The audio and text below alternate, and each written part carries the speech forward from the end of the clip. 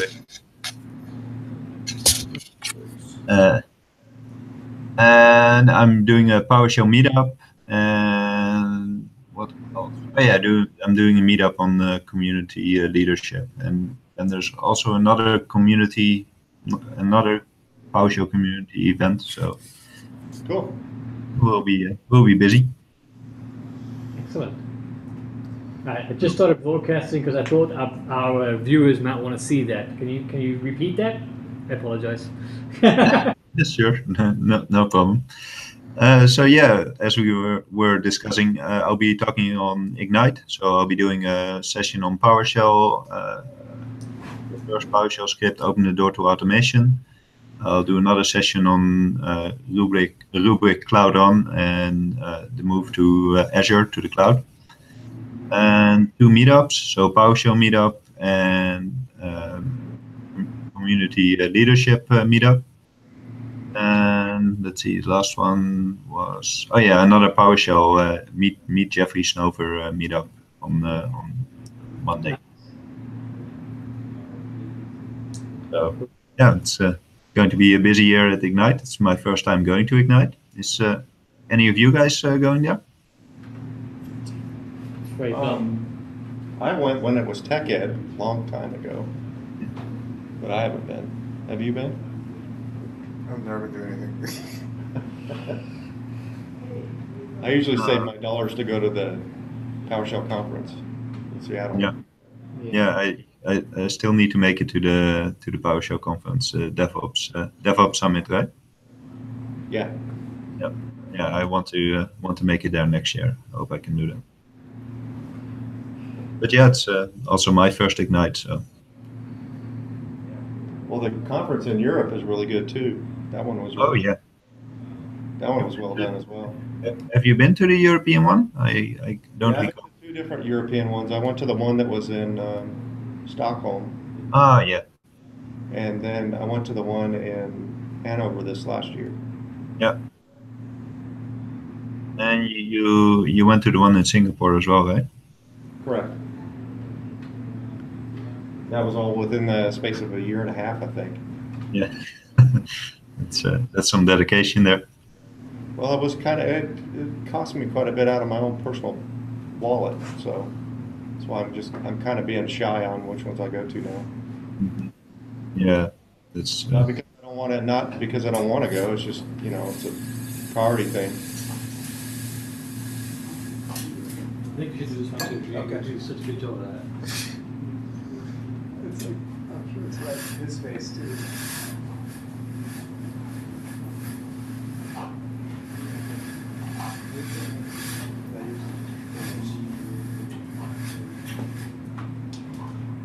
That should be better.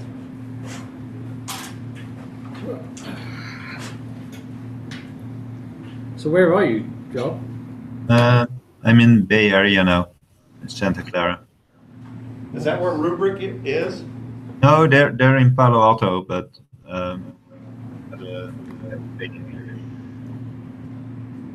actually, Palo Alto. Whoa, you suddenly came not so loud. Oh, okay. I'm sorry. I can plug in a microphone if that works better. You sounded great until a second ago. It's weird. You must have backed away from the mic. Not as far as I'm aware. I can check my my audio settings. Maybe it's set to automatic sound level adjustment. You actually sound very good. Is it on the computer itself, the mic?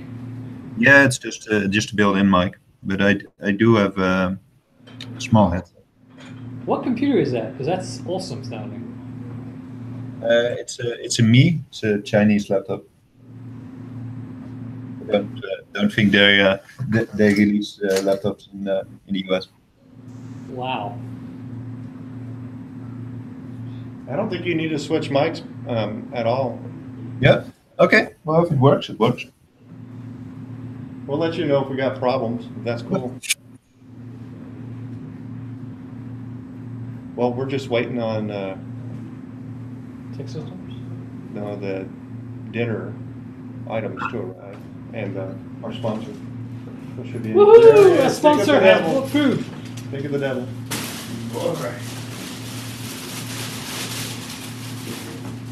I like how the focus of the camera moves over to the guy bringing the food. That's everyone knows what's important. Well, we could email you some, but I don't think that'd fill your. No. After this session, I'm I'm going out for dinner as well. Okay. That's great. Cool.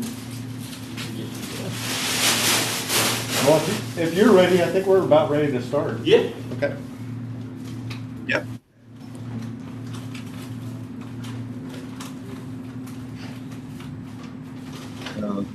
Get some beverages. All right. Cool.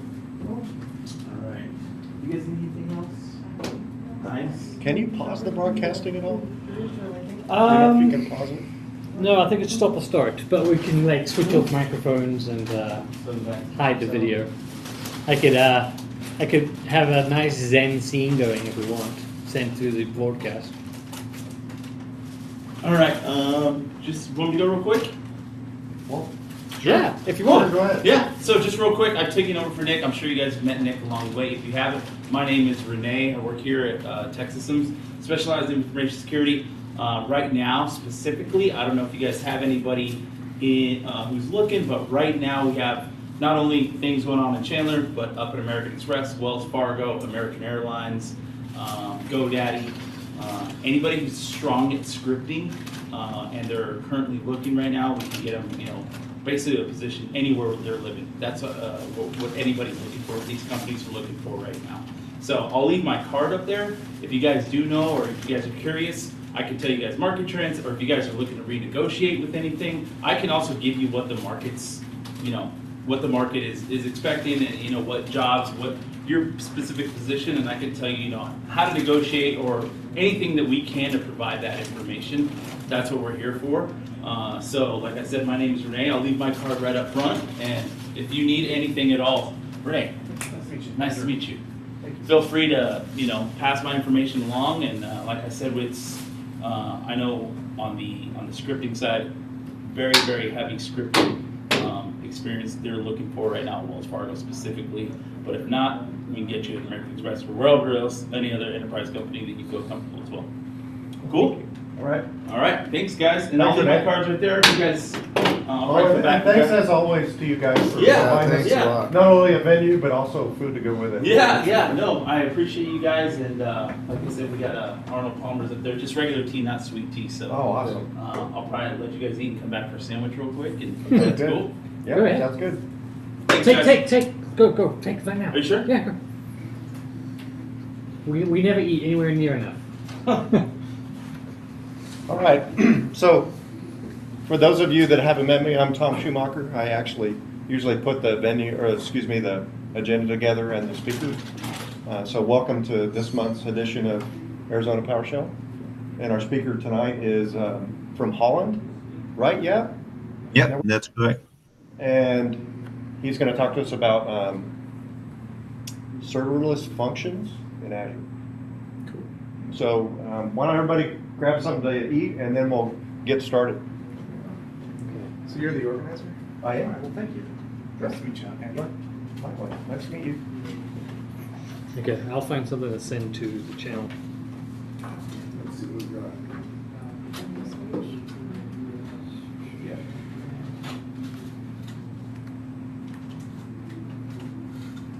Well, and if there's not enough ice, we can run and get some more and put into it.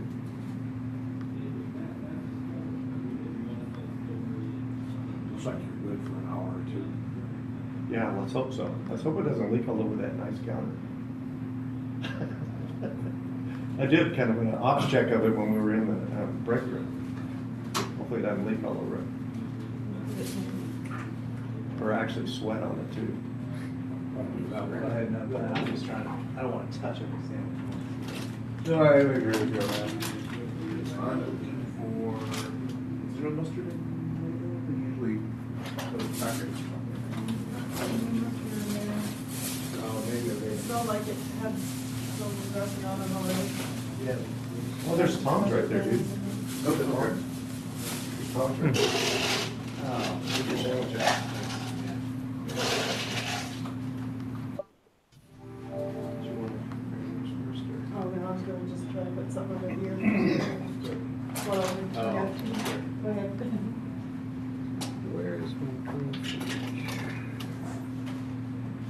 trying to find my drone footage from flying around, but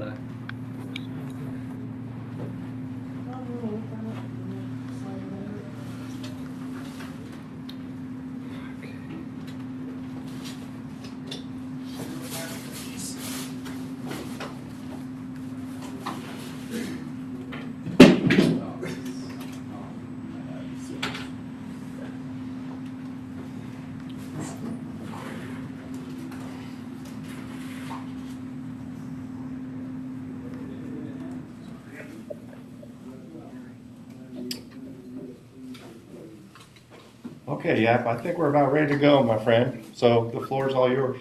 Okay, excellent. all right. Is the audio still good? Yeah, it's great, Great. man. Okay, fantastic. So let me know when you guys can see my screen. Yeah, we can see it perfectly. So as Tom already said, I'm Jaap. I'm from Holland. Just arrived in the US today. So if I look a bit jet lagged, look a bit tired, that's that's probably why. So let's get into the session. So what we're going to do today, as Tom said, I'll be talking about serverless functions. But before we dive into that, I'll first talk about cloud automation and what we have available in Azure in regards to PowerShell and just general automation. So we'll talk a bit about Azure automation, just to set the ground. Then we go into Microsoft Flow, and then we get started with Azure Functions, and we'll be doing some demos. So is anyone already using Azure Functions? Anything? I haven't yet. I'm interested to see what they look like and how they work. We're picking up a project right now that they want to use that. So if you want to do some consulting, yeah.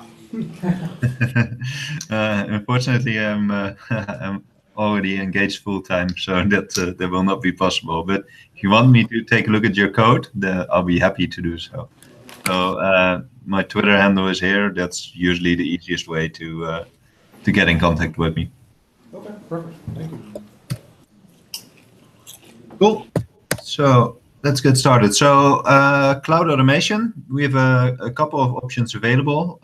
So we have Azure automation, we have Microsoft Flow, and we have Azure Functions. They all have specific use cases, but there's a bit of overlap as well as to when you can use which one. So let's get started with the first one. So Azure automation. What can we use this for? So Azure automation is used for managing your Azure environment, but also your on-prem environment. So what you can do is you can create a runbook worker. You can tell it to execute some code. That code will be scheduled to run at a certain time, or if you say immediately, then it will run without a minute or so. And you can use this to either execute code locally or to run code against your Azure environment. So this is also the most direct way to use Azure to orchestrate code execution. So you can use this to automate processes. You can do cross-platform configuration management. There's a lot of example runbooks and scripts available that you can use. It ties into Event Grid. Are you familiar with Event Grid?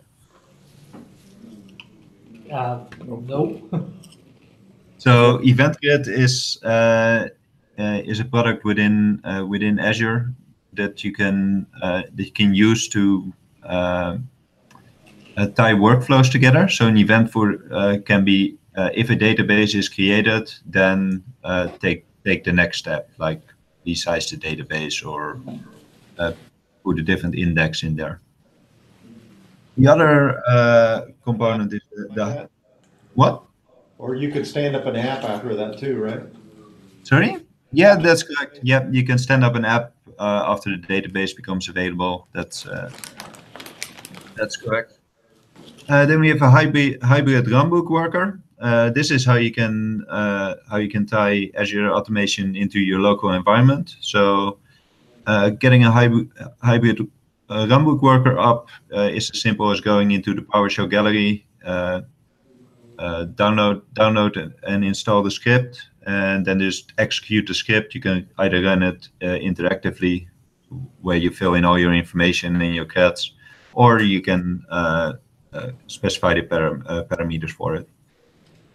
With Azure Automation, you get 500 minutes for free, so you're billed by the minute. And this is not a whole lot, and I think compared to Azure Functions, downside with Azure Automation is that there's a bit of latency between the moment you say execute this code now and before it's actually executed. It can be like a minute to a couple of minutes before your code is actually completed running. So next up is Microsoft Flow. So Microsoft Flow is not directly related to PowerShell, but you can use Microsoft Flow to either execute a flow from either Azure Automation or Azure Functions, or the other way around, that you trigger either an Azure Automation or Azure Function from Microsoft Flow. The basics of Flow are the connectors. So what you can do with Microsoft Flow, it's a workflow tool. The connectors are, for example, if you want to connect to your Outlook, your OneDrive, your Twitter, there's a whole lot of third-party connectors available as well. And what you can do, for example, if you connect to Twitter, you can get information about what's happening on your Twitter timeline. You can set up a trigger, for example, if anyone tags you in a tweet, that you get a notification on your phone, for example. And you can also use this to trigger your Azure functions. The basics of Microsoft Flow are templates. So templates are any combination of a number of connectors or actions, and you can use these to quickly put together a workflow. For example, the one you see in the top left corner, save Outlook email attachments to OneDrive. So this is something I've written before in PowerShell, just on my local system. Did anyone ever work with a Outlook COM object? Okay, so well, then you guys are very lucky, because the Outlook COM object, you can use it for a bit of email automation, but it was always a huge pain to run it non-interactively, and there's a lot of pitfalls to it. So the fact you can do something similar using Microsoft Flow really simplifies the workflow and saves you from having to write code in some cases. So that's why I wanted to mention Flow before getting into Azure Functions. So to summarize, with Microsoft Flow, we use connectors to get the data or to interact with the data. You can create triggers based on this data. You can build a workflow, integrate and combine it, and the benefit of Microsoft Flow is, because you can make approval workflows, you can have very long runtimes of your flow. So whereas Azure Functions are short-running processes, they have a maximum time of 5 minutes by default. A flow can run for 30 days, and the way you're charged for Microsoft Flow is you pay per execution. So if you have a flow running for 5 seconds or for 30 days, you still just pay for one execution. So this one is good for long-running processes. Any questions so far? Do you have to tie a flow into an Azure function? I apologize if this is a basic question, but like to schedule code to run within an Azure function, like if I deploy my code to Azure Functions, but I need it to run every day at 7 o'clock, am I required to use a flow for that? Or is there No, absolutely not. If you want, I can just give a quick preview of what flow looks like. Sure. That will be useful. Cool. I'll jump into.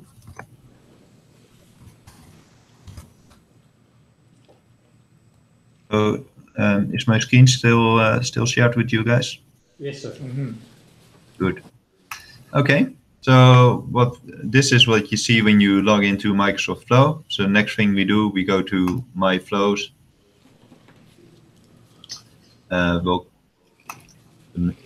Error. I play around with it a bit too much, so something was broken. So if we want to create any kind of flow, we can do create from blank. And let's see, we'll do search connector. So what I'll do now, I also have the Flow client installed on my phone. I'll create a Flow button for mobile. Manually trigger a flow. What I can do here, I can add an action. In this case, the action I will put here is webhook. That's one of the ways you can trigger your Azure function. And I'll do this one. I won't actually fill it in because I don't have any data available right now for an Azure function. But what you could do here, you could make it so that you can trigger your Azure function by pressing a button on your cell phone. There's one use case of Flow. I'll jump out of this one. Another one, let's see, demo. For example, this is with STS integration. So if we go into Edit Flow, we can see the details. See that my account credentials are not correct right now, but this one was supposed to, whenever a build completes, it's going to send out an email to me. And Are you limited to the recipients you can send to? Oh no, absolutely not. You can. I'm not sure if there are any limitations. I've never run into the limitations. I've sent emails to up to 30 different people.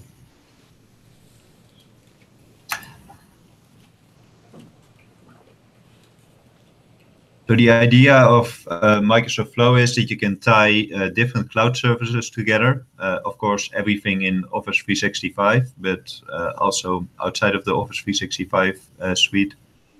For example, one that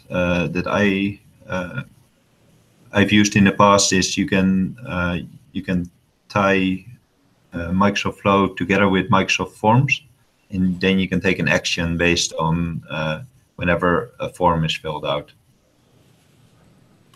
So what I've done in the past, I mentioned the PowerShell conference Asia before. So when we did speaker submissions, instead of using pay-per-call or Sessionize, we created our own workflow using Microsoft Flow together with Microsoft Forms.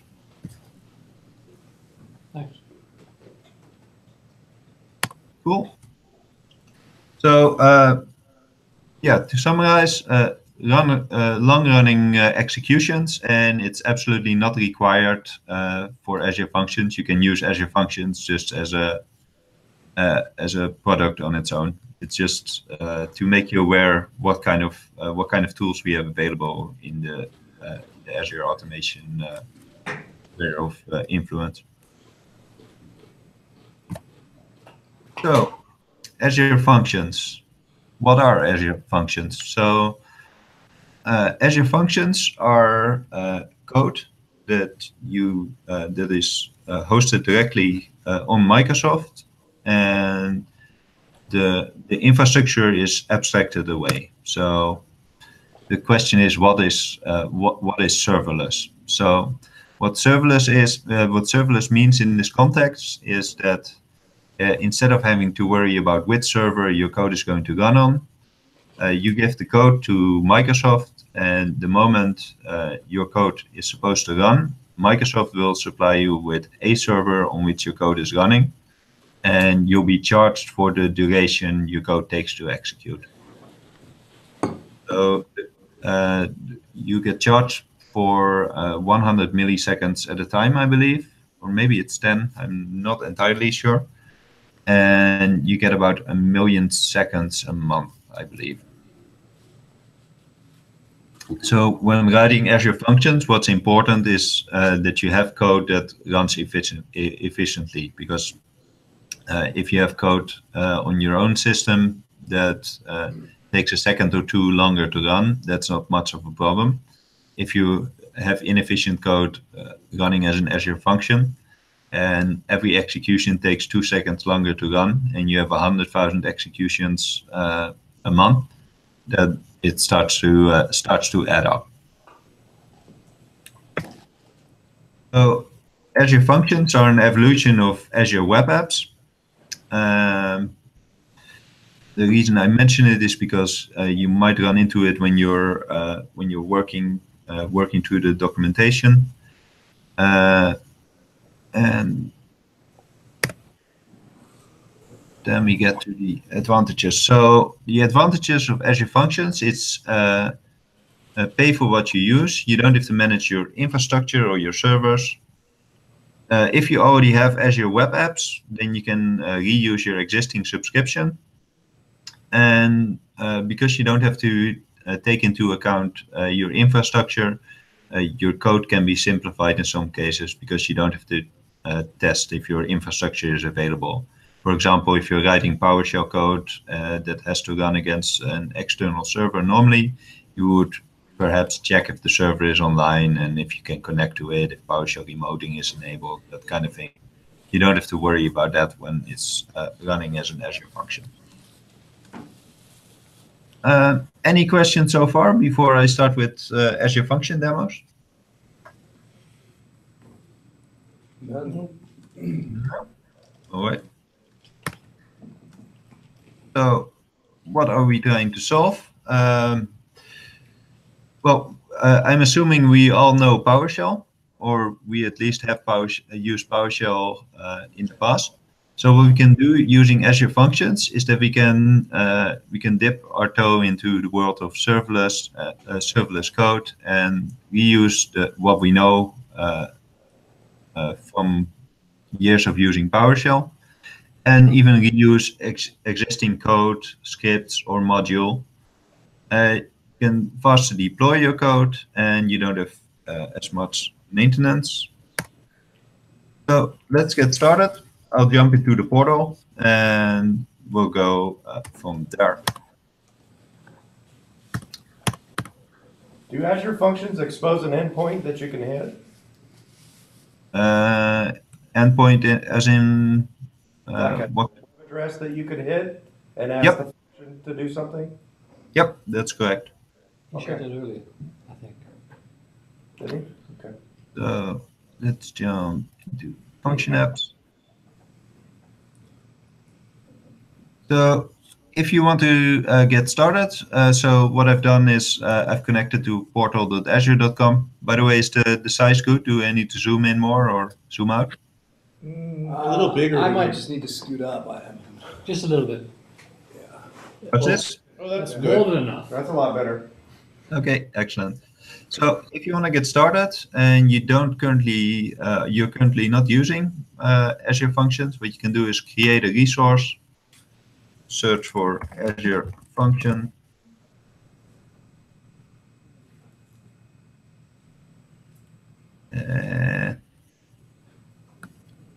I'm going to zoom out a little bit more. Create a resource function. Here we go. Function app. And the moment we click create, Just enter an app name, a resource group, and you'll be good to go. Because I don't want to wait for this to be deployed, I've already created the Arizona PSUG. So you saying we should hit that up right now? If you, yeah, you can actually, you can actually see the URLs here. So I'll have to reset that afterwards. So if you want to get started with a function, you'll go to the functions section, and the plus obviously gives you the ability to create a new one. So for Azure Functions, we have a number of languages available. If we take a look, we see C#, F#, and JavaScript. So no PowerShell there, which is a bit of a bummer. But we have to switch here for experimental language. And now we can see we have a whole bunch of additional languages available. For our Linux guys here, we have Bash. For people who are still stuck in the 80s, you can do batch scripting. And of course, our good friend PowerShell is up there as well. So before I go into PowerShell, what you can see is when we take a look at the templates we have available, we have a pretty sizable list here. The moment we switch to an experimental language like PowerShell, we're only left with 3 triggers. So we can have an HTTP trigger, so that gives us an endpoint to hit. We can get a timer trigger, so we don't need Microsoft Flow to create a timer, or a queue trigger, so you can set it to a storage queue or whatever kind of queue you want to use. For this one, we'll create an HTTP trigger and take a look at what it looks like when we create that. We'll call it demo 1.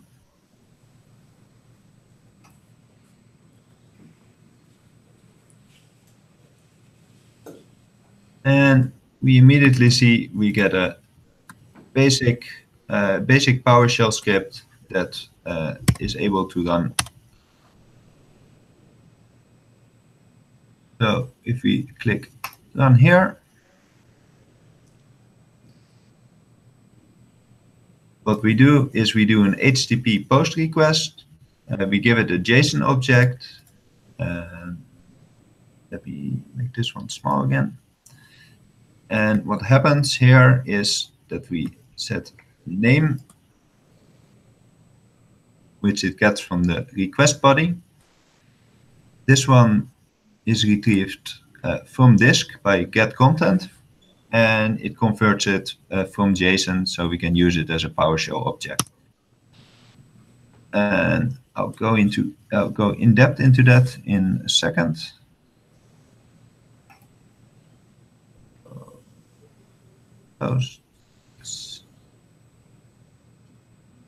So what we've talked about so far, I've shown the triggers that are available. So there's less triggers available when you switch to an experimental language like PowerShell. I showed how to create an Azure function, and I skipped over deleting an Azure function, which I'll go into now. So still experimental. And we'll create the time function and delete our demo 1 function. So deleting is as simple as going to functions with a nice trash can icon here. So you can see, enable it if you want to temporarily get rid of it, but demo 1 can go. I don't think we really need it. So is anyone familiar with Unix or Linux in the audience? Yeah. Oh, yes. Cool, because this one did confuse me because I'm not as familiar with this notation. So if we want to create a timer trigger, we don't get to use a nice date time notation. We have this kind of notation. Who knows what this notation is called? Cron. Exactly. Yeah. So for those of you who are not familiar, this is the format. So we need to specify a cron expression to schedule something based on the time or date. Is that because the underlying system could be a Linux machine, so they just decided to use clone for everything? It's the underlying system is actually not a Linux machine because it's actually running Windows PowerShell. Really? Yep. Sweet. I thought they just use core. Huh. No, there's actually no core available as of yet. So I've showed how to create this PowerShell function, how to delete it, and the cron notation. So let's get a bit deeper into what we can do with Azure Functions and what all those variables were that I've showed just before. So I assume that all the stuff they're showing in the GUI, there's command for just like everything else in the blades, right? Yep, that's correct. Okay. So the demos I'll be doing today, I'll use the GUI for that. But after the demos, I'll also discuss the different ways you can deploy Azure Functions. But from a demo point of view, I chose to do the GUI demos instead of using code. Okay. So let's go to our functions. So we have demo number 3. And here I put a bit more code in here. But before we go into the PowerShell code, I'll first show the 2 files that are created the moment you create a function. So the moment we create a new PowerShell function, we get function.json and run.ps1. And those files are stored in the Azure web app, which the Azure function is a part of.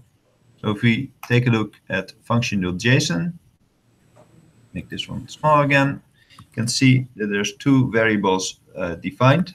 So we have the rec and we have the res. And these are variables that are going to be used in the PowerShell script. So we can also rename them here if we wanted to, or we could add additional variables as well. So you can see the rec stands for request, so whatever comes in, and the res is the response, so it's whatever goes out. Make sense so far? Yeah. Cool. So let's see how that is used in the code. So we see here that it gets the content from rec and converts it to JSON. Then it gets the name property out of that. And at the end of the execution, you can see that it does an out file and it writes the output once again to disk. So let's do a test run and see what kind of output we can get from this. So first of all, let's establish what kind of PowerShell version we're running. And we'll do that by doing an HTTP GET. And I already ran it, so that we can see here, you get a verbose information in here. Sorry, I'm going to zoom out a bit because it doesn't show. I'll use zoom it to make it bigger. So we can see here that the moment I pressed OK to run to execute it, it took 87 milliseconds for this function to execute. The GUID we see here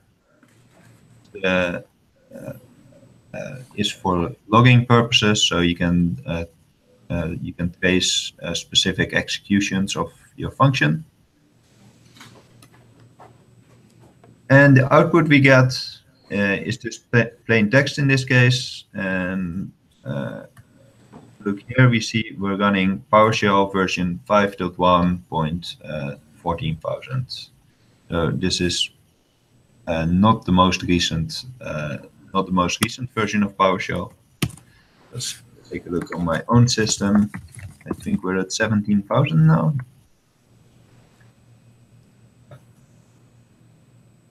an older build of PowerShell 5.1, but PowerShell 5.1 nevertheless. So the next thing we can do is, instead of doing HTTP GET, we can also do an HTTP POST.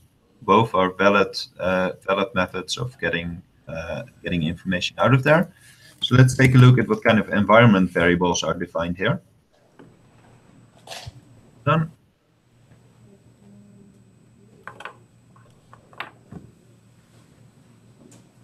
Let's open that one. So let's take a look at the res and the rec variables that I've defined. So what I do here is I specify the name parameter, and if I do res rec, then I'm going to get the output of this of these two variables, and these two variables are actually files on disk. And we'll see that if I run this code.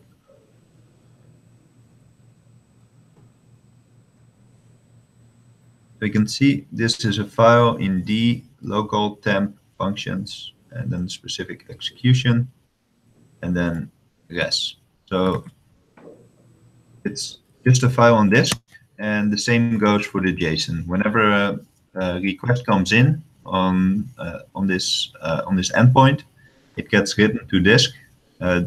Code will be executed. It will evaluate what is on disk. It will write the output back on disk. And after the execution of the function, everything that has been written to disk during the execution of this function will be removed. So anything that's written to disk is not available for the next execution. So let's see if we can get this function to welcome you guys.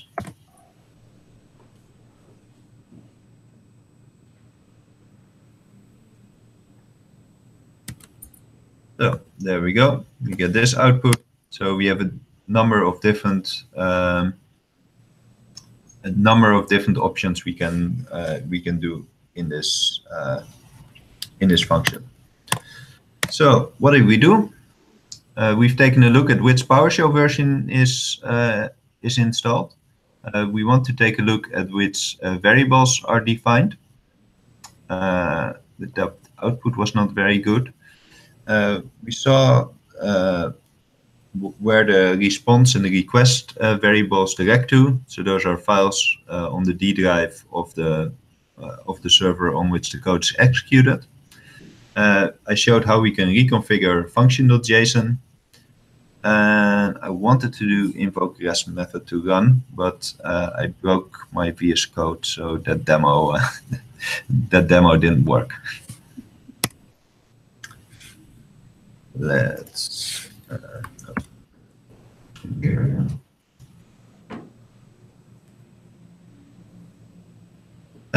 any questions so far? Nope, pretty straightforward. Cool.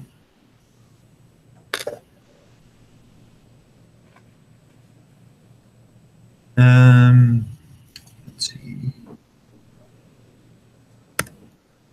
So let's get into error handling and how we can do basic error handling when we're working in the GUI. So we'll do that with Azure Function errors. So if you jump into demo 4, we'll just execute this function as is and see what kind of error messages we're going to get. So this is obviously not good PowerShell code because it's not a command set that exists. So if I execute this,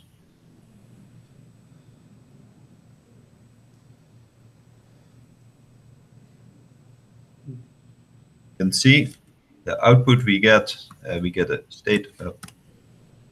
status 500, so internal server error. So that means our code had a problem there, and we'll also get the message that is the error message as it's displayed in the console. So if you take a look here, we actually get the whole error message here.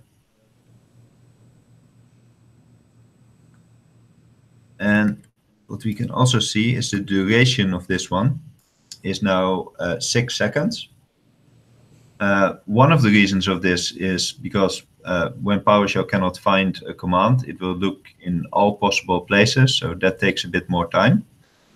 The other reason is Azure Functions can be called, so to speak. So if you haven't run a function for X amount of minutes or hours, then the first time you execute it, it can take a bit longer to run, than it would normally run. So if I would execute this again, I would expect it to be significantly faster. And it is, because now it's less than 1/10 of the execution time. Still quite slow because, sorry? Do we get a discount for that first one? We do not get discounts for the first one, but because it's this is all free, so I guess that's your discount. At least up to 1 million seconds.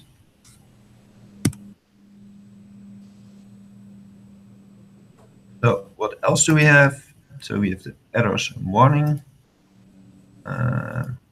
in here,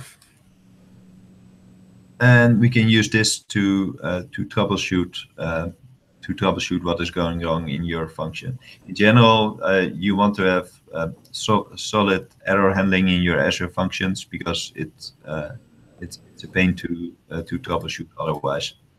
So to speak in a VB script, just on error resume next. Just make sure your function always continues.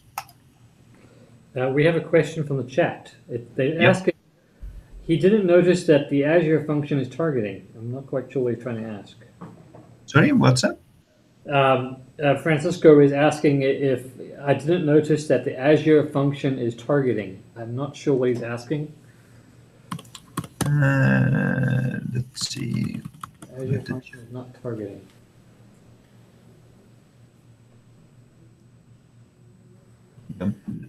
Oh, not that chat. He's in the YouTube chat.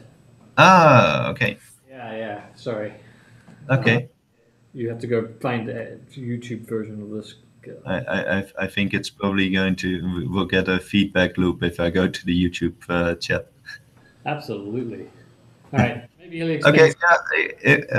Yeah, if you can ask him to elaborate on this question, I'll be happy to give more detail. Cool. So I'll comment this one out. He could be on the Slack channel. That one might make it easier. I'm actually on Slack. Okay. He was to join the Arizona Slack. We can answer it there probably a little better. Okay. Sorry, carry on. Yep. So what you can see, if we change the code, what I now did, we can see that the run button changed to save and run instead. So what we'll do is we'll do save and run, execute this code. So we get status 200 OK, but we don't get any output. If we take a look in here, you see that the output was listed as informational, but no output is given to the endpoint. So if we would have used invoke REST method or invoke web request, we would not get any output. We just get a status code that everything is okay. So if we actually want any output, then we can just write it to disk by putting it into the response. So let's run this one now. Now we can see we actually get the output, and because we're using the greater than symbol, we also get a line break at the end of it.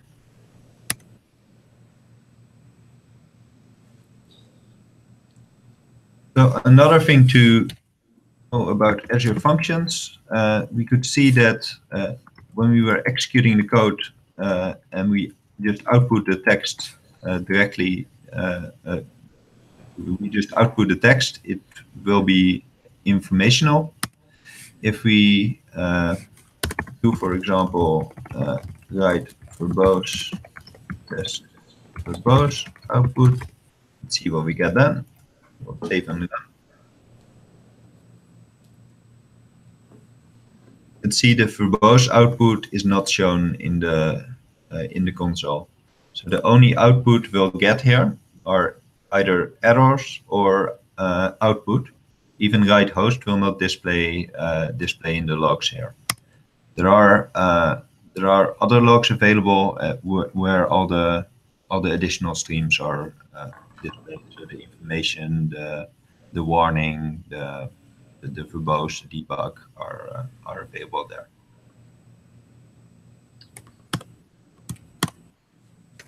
So Azure Functions. So if you want to do error handling, there's some basic error handling available in the GUI, so you can see what is happening.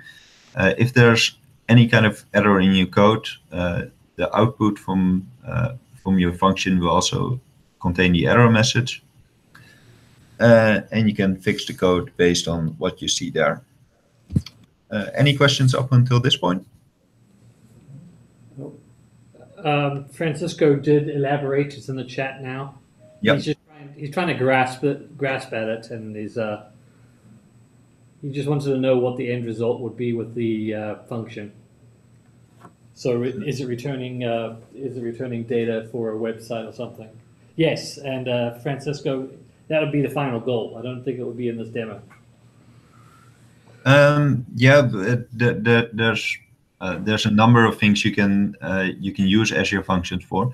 So it is not very well suited for automating things in your local infrastructure. For example, if I want to run some code against my laptop, then I would probably not use an Azure function.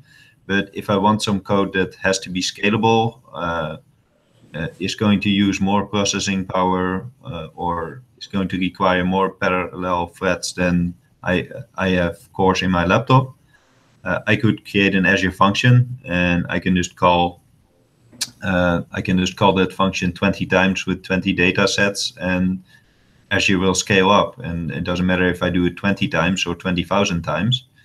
I don't have to worry about having scalable code, because we have Azure. We have Azure for that. So that is something you could use it for. For example, if you have some complex code that requires a lot of calculations, that's going to exceed what you can do on your server, or you simply don't want to manage the server to run that code, you could use Azure Functions for that. You could use Azure Functions to drive behavior inside of Azure too, couldn't you? Yep, that's correct. And especially if you integrate Azure Functions with Flow and Azure Automation, there's very little that you cannot automate by combining those tools. That makes sense. So what I've been doing now is of course fun, because we can actually see what's happening because I'm in the GUI. But obviously those are not the only ways to get your code into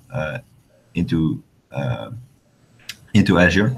So you can either use local Git to synchronize with Azure Web Apps or Azure Functions. You can use FTP to just upload the files yourself. So you could upload your run.ps1 up there. But what you could also do is you could upload additional modules. So if you already spent some time developing modules that could be reused for Azure Functions, you could use FTP to upload them. And then you can get a storage account then? Is that where you put it? And you point it at that storage account for the function? Is that how that works? No, that's how it works when you use packages. So if you use a zip file, right? It's not. I think it's currently still limited to zip. What you would do there is you would put it on the storage account, and then you would set a variable that points to the zip file. Oh, and then we'll do the import then? No, actually, it doesn't do an import. It mounts the zip file as a read-only folder.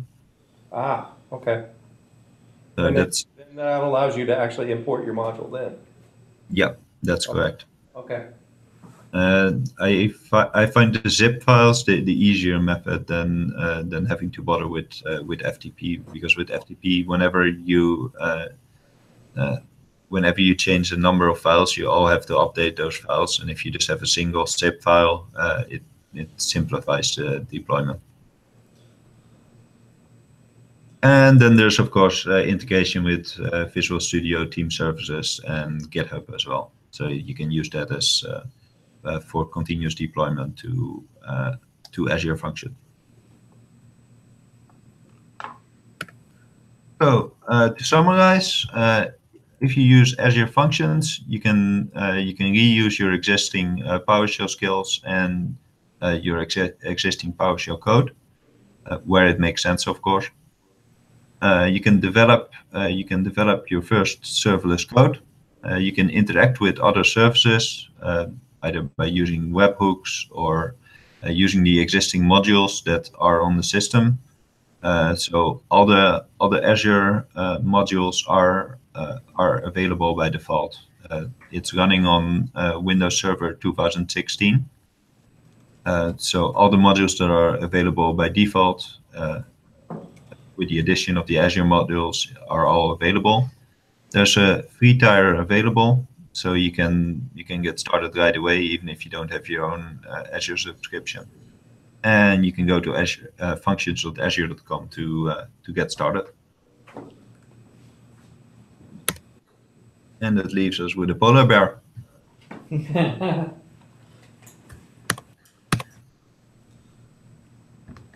Ooh.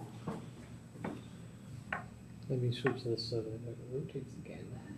How are you? So, any questions, ideas? Cool. Did that answer some of the questions you had as far as? Yeah, it did actually.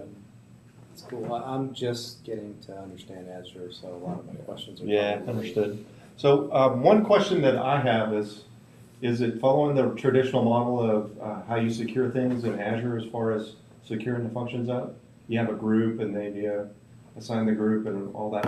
Are there security pieces inside functions? Yeah, there's a number of ways you can secure your functions.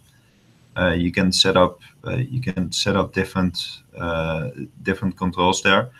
The default behavior for an Azure function is that if someone knows the URL, they can use the function. So the URL is the secret initially, but you can configure more security controls. So then what do you could pass like an API key or something to get in? Is that the kind of notion, or how, do you have anything, or can you point us to anything that would show you how to do the additional security bits? I can show it in the portal. Am I still sharing? Or did I just... No, you're showing your face. You have to share your screen again. Okay, cool.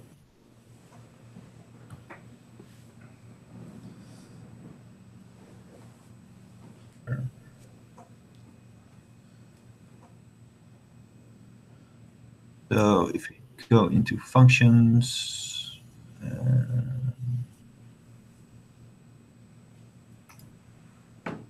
go into function app settings. So we can set up keys here. So well, I don't really care. I'm going to throw this away afterwards anyway. So we can set up different keys here that we can use to connect to the Azure function. And You have to pass it on the get or the post, right? Yep, that's correct. Okay. So that becomes part of the URL. So if I take a look at get the function URL, you can see that that key is part. Cool. and Okay.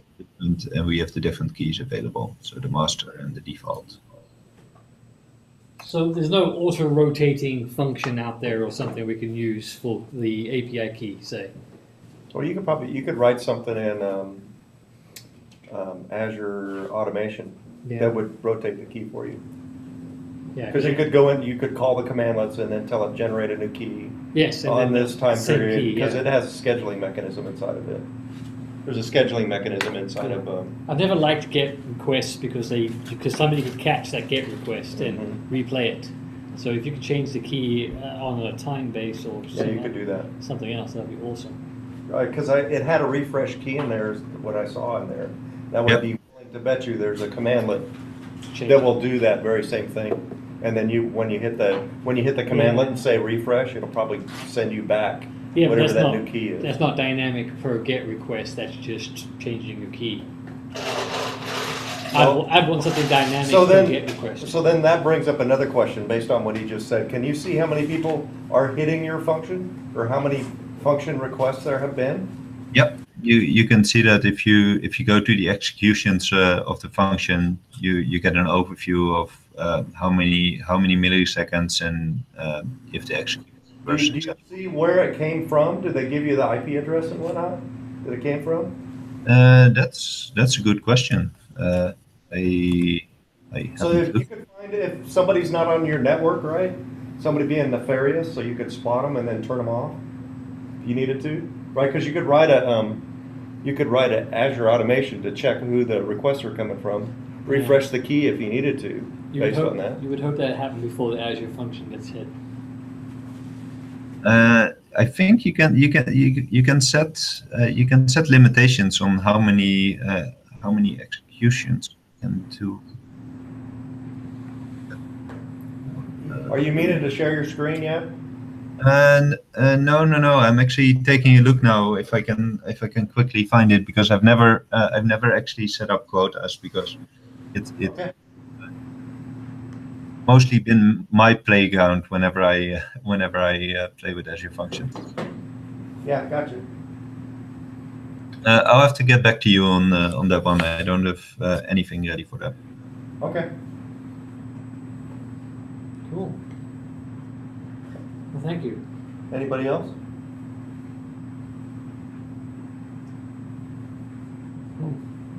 What are you planning on doing, if anything, in production with Azure? I mean, as an example. With an Azure function, I think Yeah. is what you're asking, right? Yeah, with an Azure function. So I mostly use it to simplify my connections to other API endpoints. So instead of having a PowerShell script with all the logic on my local system, I create an Azure function so I can do a single request to get the information from a number of sources, combine it, and get the output I want. Sweet. Doug Finke had something he did with Azure Functions that was pretty cool. And it had something to do with his Excel module. I don't remember exactly what it was, though. Well, one thing I could think of with the Excel module, what you could do is you could create an Azure function that takes JSON as input and then converts that JSON to an Excel file, and then outputs you either the Excel file or writes the Excel file directly to your Azure storage. So events can be triggered by Azure storage, right? So a file is created and it triggers the creation of an Azure script. I mean a function run. Sorry, I'm using the wrong words. Yeah. I'm more familiar with Lambda and S3. I was just wondering how it compares. So there's a number of triggers you can set up. You can set up when something happens on the storage queue, and then based on that you can trigger another function. Another way of tying different functions together, this is not available for PowerShell functions, is durable functions. So that's kind of orchestration of all your different functions, where you don't have to program the logic yourself when you want to simultaneously execute multiple functions at the same time. But since that works for C#, I haven't actually done that myself, because I'm more of a scripter than a programmer. You and me too.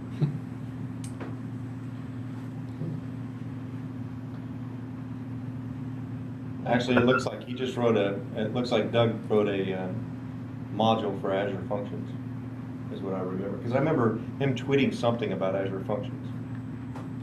Yeah, what Doug actually did was he also created a website that ran on PowerShell Functions, I think. Yeah, that sounds right. I was just trying to, help you out to show what you could do. That's the reason I mentioned it. I think I have it here.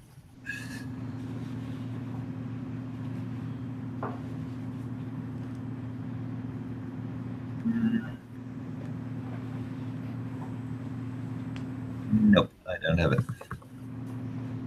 Well, if I find it, I'll send it out, or you can send it to me. Okay. Anybody else? That's all. What happened? Did your owl die? My owl is being weird.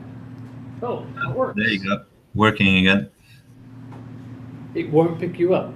Talk to it. Say something. Yeah. Hello, hello, hello. I can see myself now. That's good.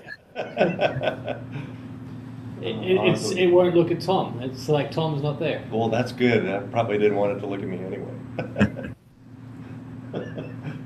So anything other PowerShell questions? I mean, we still have 10 minutes. So if you want, if you're running into anything with PowerShell or just have any generic PowerShell questions, I'm happy to answer any.